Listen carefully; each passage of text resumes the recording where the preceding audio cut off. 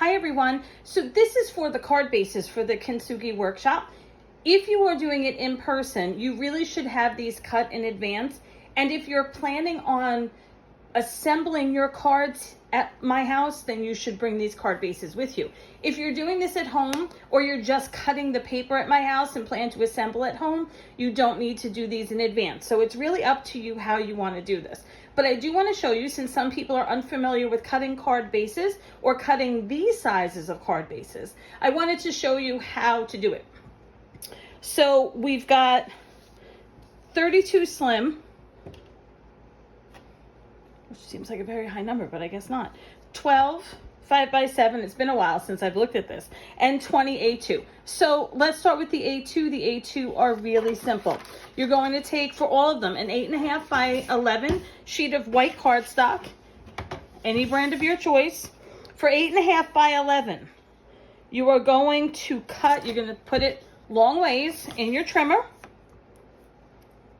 and you are going to cut at 5.5. Now, I'm not actually going to cut this paper because I'm going to use it for the example 4-3. So 5.5, cut it. Then I'll have 2 equal pieces. Then all you're going to do is turn it and score. And that is an A2 size card. So the A2 size card is going to be 8.5 by 5.5. And then when you score it, you're going to score the 8.5 inch side at 4 1/4. So your folded finished card size is going to be 5.5 by 4 1/4. So that's the A2. The 5x7.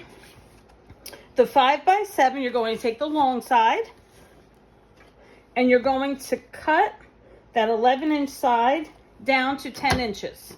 So you're going to cut, and you're saving this scrap because you'll never know when you need it for a sentiment or something for the cards. Once you have that cut down to 10, you're going to turn it, and now you're going to cut down to 7. So the 8.5 inch side is going to be cut to 7. Cut it, save the scrap, and now you'll be left with a piece that is 10 inches long by 7 inches wide. You're going to turn to the 10 inch side. You're going to score the 10 inch side at 5 inches and then fold. So when you have your piece folded, it will be 5 inches by 7 inches. And then you've got your slim. You are going to take, again, the long side, the 11 inch side. You are going to bring it to 9 inches in your trimmer. And you're going to cut at 9 inches. Save that scrap because I'm sure you'll need it as you go through. And then if you don't after, you can always ditch it if you don't save scraps. So once you've cut that down to 9, turn it, and you're going to cut it at 8 inches. And you've got a little half strip that will be left. The 8 inch side, you're going to score at 4 inches. So your sheet will be 9 inches by 8 inches after you've cut it.